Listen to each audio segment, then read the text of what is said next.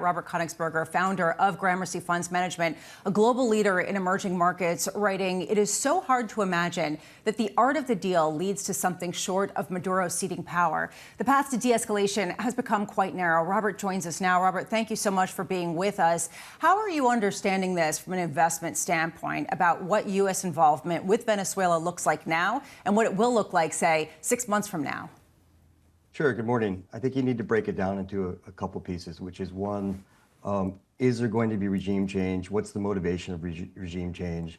Then if there is regime change, what does that look like? And then ultimately, what does, what's the environment look like in Venezuela post? So from where we stand today, I mean, I believe, we at Gramercy believe the motivation is less about democracy and the stolen election from 2024 and more about narco-terrorism and quite frankly, taking back the Americas. There was the Monroe Doctrine, then there was the Roosevelt corollary, and now we've got the Trump corollary. So this is bigger than just a stolen election last year. And I think the way that this narrative has played out will play well with MAGA. And I think that was always a concern. I don't think MAGA cares about democracy in Venezuela. They do care about 8 million Venezuelans who have immigrated, a great deal that have come to the US, security, what have you. So then, we believe this is more than just regime change. We believe that Trump and Rubio have, bigger aspirations in mind. This isn't just about, a show of force in the Caribbean and then move on. But then to your question of regime change, and we at Gramercy spend a lot of time thinking about what might regime change look like. There's capital R regime change, which I think many would like to see, which is the Maduro regime leave, the Chavistas leave, and Machado and her people come in, capital R regime change.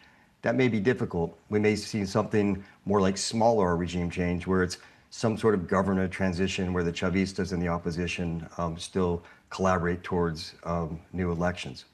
What do you think the timeline for all of this is? I mean, it's so difficult to say, but as you saw in Eastern Europe when the wall fell, so to speak, regime change takes longer than you think it's going to take, and then it happens faster than you thought it would happen. So, there's a lot of metal in the Caribbean right now. Would be surprised if we're in the same position at the end of the first quarter. Be surprised to see this status quo at Easter. But it's really hard to tell. You talked about narco-terrorism. You talk about immigration. For the Trump administration, is this also about China and its encroaching on U.S., what the U.S. would probably view as its sphere of influence in South America writ large?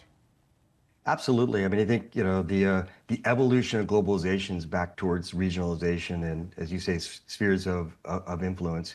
And, I referred to the Monroe Doctrine, and that was about, the Americas for America, if you will. And then the Roosevelt corollary went further and said, we will intervene militarily in Latin America to protect ourselves.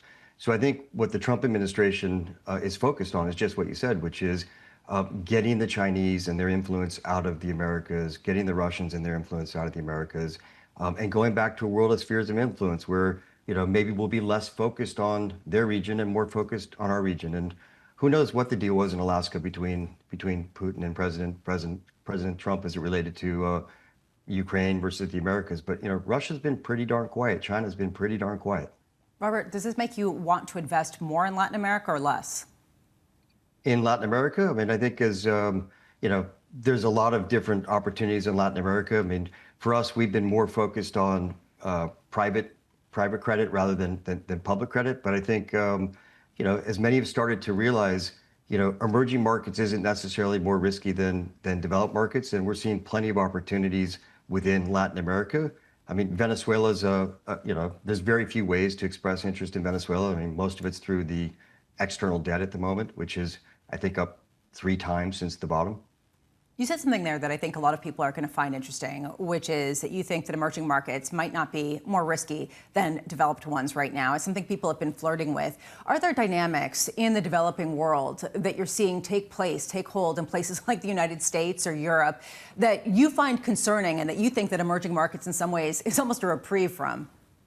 Sure. I mean, I grew up when we had 2 worlds. We had developing markets and we had emerging markets. I think today we have developing markets, emerging markets, and submerging markets. And it's the developing markets that are moving right to the submerging markets.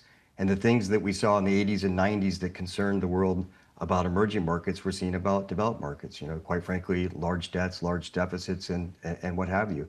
The emerging markets never had the flexibility to not adjust, to when COVID happened and what have you. And their fiscal houses are generally in order. Now, of course, emerging markets is a really big label. It's not a homogeneous asset class, nor is developed markets. But we're quite constructive on EM.